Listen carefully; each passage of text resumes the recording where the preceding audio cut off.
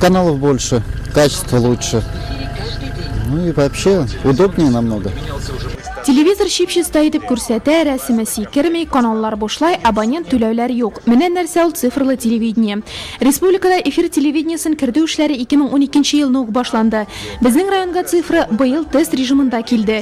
Яңа мачта сафка басу белән хәзер районның шактый торак пунктларда цифрлы телевидение карау мөмкинлегеннән файдалана ала. Әмма моның өчен махсус приставка ресивер юнәтергә яки DVB-T2 MPEG-4 стандартына яраклаштырылган телевизор алырга кирәк.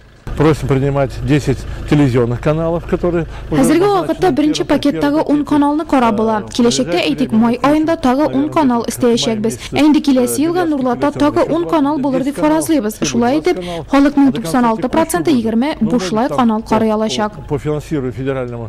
Аналог телевидениесына яки телевизордан 5-6 канал карарга күнгәннәр, аеруча өлкәннәр өчен башка форматтагы телевидениеларга караганда цифрлыга күчү күпкә җиңел булачак. 2015 елга кадәр расланган максатчан программаны тормышка ашыру барышында республикада яшәүчеләрнең 98% цифрлы телевидениедан файдаланыр дип көтелә.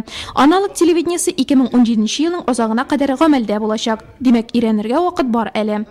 Мы очень довольны цифровым телевидением. Без бик канәгать, каналлар күп, цифрлы телевидение кирәк иде дип саныйм. В мире то про животных. Цифровое телевидение, я считаю, для нас. Цифрлы телевидение безнең Нурлат өчен уңайлы, күп мәгълүмат җиткерелә. Киләчәктә каналлар саны тагы да артыр дип уйлыйм. 10 каналов. Мы должны дать Без возможность... халыкка 20 канал карау мөмкинлеге булдырырга тиеш. Бу бит федераль программа. Узган елның апрелендә Россия Федерациясе президенты Владимир Путин кул куйган карар нигезендә 3нче мультиплекста гамәлгә ашырылачак. Аның составында 7 федераль һәм 3 региональ канал да булыр дип көтелә.